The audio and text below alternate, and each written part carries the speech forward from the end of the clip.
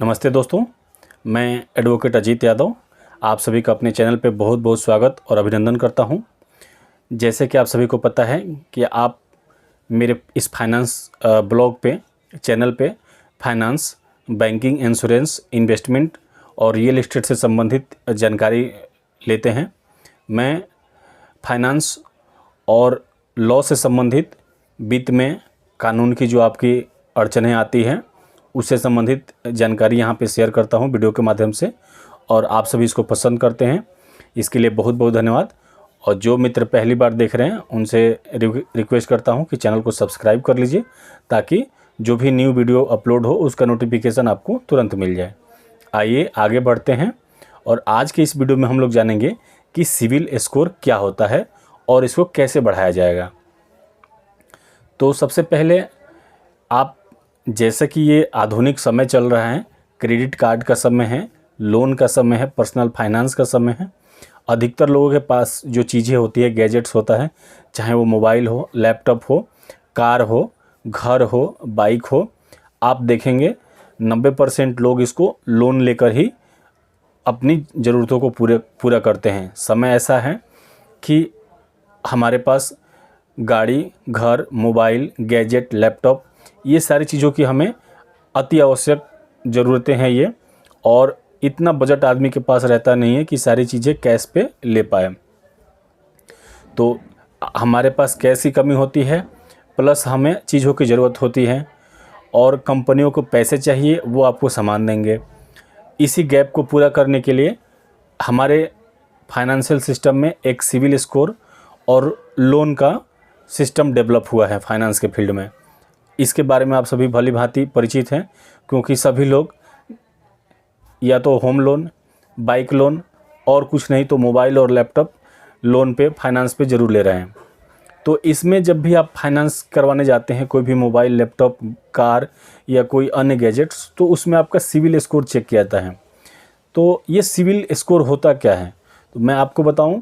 Civil score 3 digit का एक number होता है, 300 से लेके 900 के बीच में।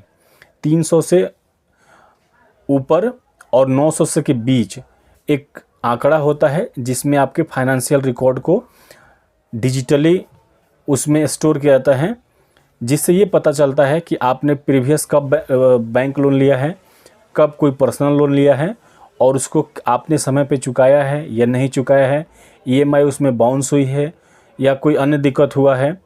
तो उसी के बिहाफ पे, जैसे अगर आपका सिविल स्कोर 750 से ऊपर है तो आपको ये माना जाता है कि आपका सिविल बहुत अच्छा है। अगर आपका स्कोर 600-700 के बीच में है तो मीडियम माना जाता है, और 600 से नीचे हुआ, डाउन हुआ, तो आपका स्कोर अच्छा नहीं माना जाता है।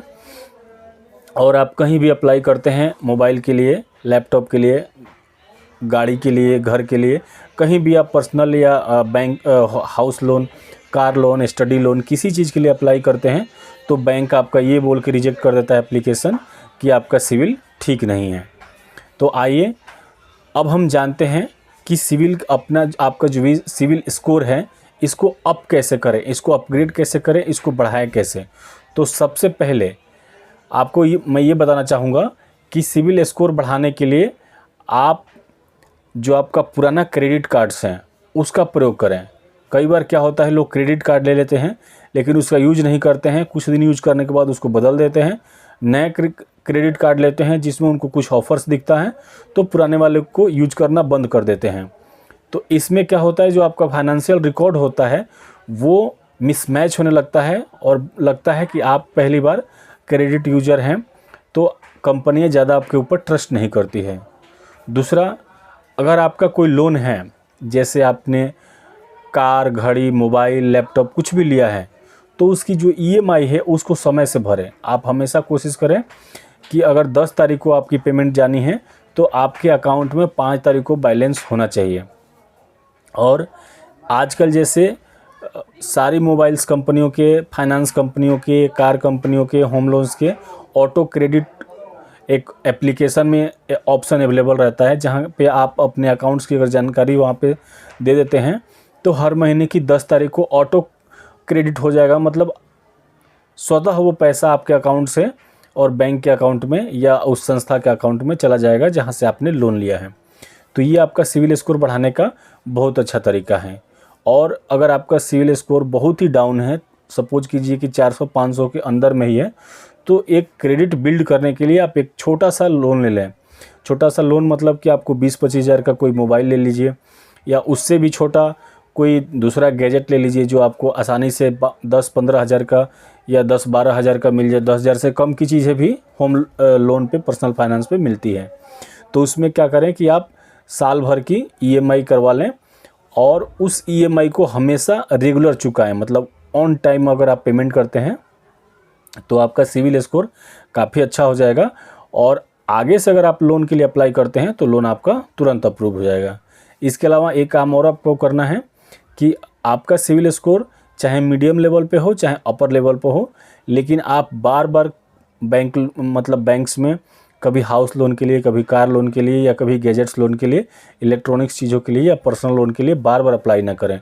क्योंकि आप बार बार अप्लाई करते हैं, रिजेक्ट होता है, अप्लाई होता है, फिर रिजेक्ट होता है, इससे भी आपका सिविल स्कोर डाउन होता है।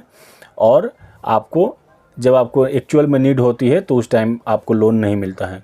तो इन चीज़ों का ध्यान रखें, आपका सिविल स्कोर बहुत अच्छा होगा और आने वाले समय में आप फाइनेंस से संबंधित, लोन से संबंधित आपको कोई समस्या नहीं होगी और आप अपने जो भी मनपसंद चीज़ें हैं वो आसानी से ले लेंगे और बैंक आपको अच्छे कम इंटरेस्ट पे भी चीज़ें उपलब्ध करवाएगा अगर आपकी सिविल का स्कोर अच्छा है। तो आई होप कि सिविल स्कोर बढ़ाने के बारे में आपकी जानकारी दुरुस्त हो गई होगी।